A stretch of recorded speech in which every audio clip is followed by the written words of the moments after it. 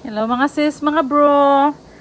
Flex ko lang po sa inyo yung angel plants ko na begonia na isa sa mga collection plants ko. So napanood ko po sa video sa YouTube yung yung museum ng ng mga lahat ng mga plants nandoon sa na yun, sa plantation na yun.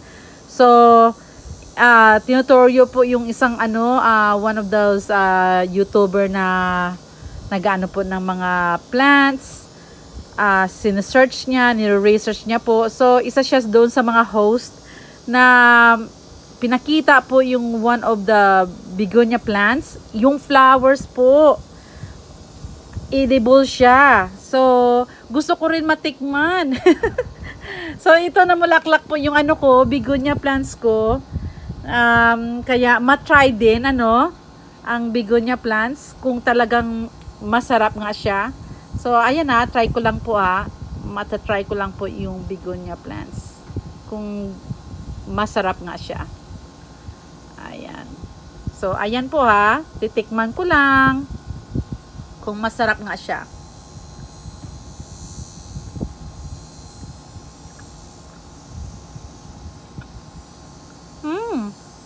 Wow, ibang klaseng lasa nga.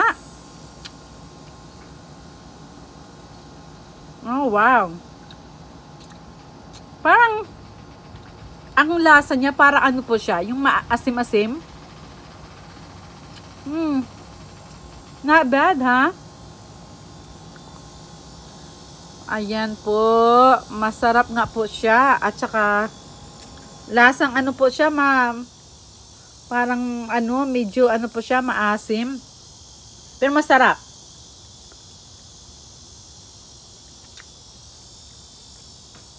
Ayan po pinakita ko na sa inyo.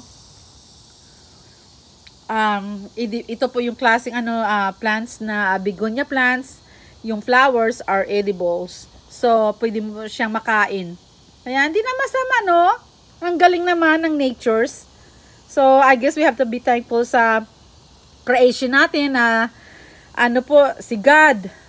He's a good creation po. Ang niya, mga lahat ng mga galing sa kanya ay nakakain po natin. Kaya why not try, no? So kung may mga begonia kayo dyan, try nyo po dahil masarap po siya, edible po siya. So hopefully you guys like it and hope naka-help na one of your plants sa mga plantitas na you can also try your plants flowers.